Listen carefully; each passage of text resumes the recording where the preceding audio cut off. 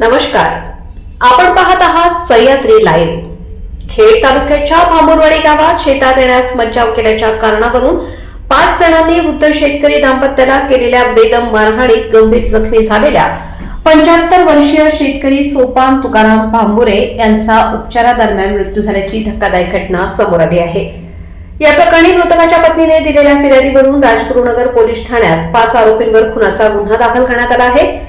मंगळवार दिनांक 3 मार्च दुपारी सुमारे 3:45 वाजण्याच्या सुमारास भांबुरवाडी गावच्या हद्दीतील दरा नावाच्या शेतात घडली।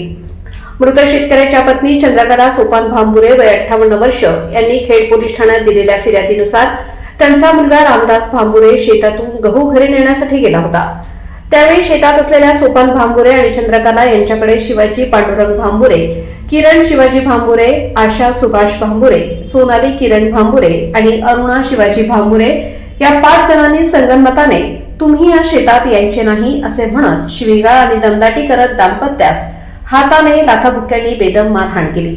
सोपान भांबुरे खाली पडल्यानंतरही सर्वांनी त्यांच्या छातीवर लाथाबुक्क्यांनी मारहाण केली असे फिर्यादीत नमूद करण्यात आले आहे। मारहाणीमुळे गंभीर जखमी झालेल्या सोपान भांबुरे यांना चक्कर आल्याने त्यांचा मुलगा रामदास भांबुरे आणि नातू सार्थक काळूराम भांबुरे यांनी त्यांना उपचारासाठी रुग्णालयात दाखल केले। मात्र उपचार सुरू असताना सोपान भांबुरे यांचा दुर्दैवी मृत्यू झाला।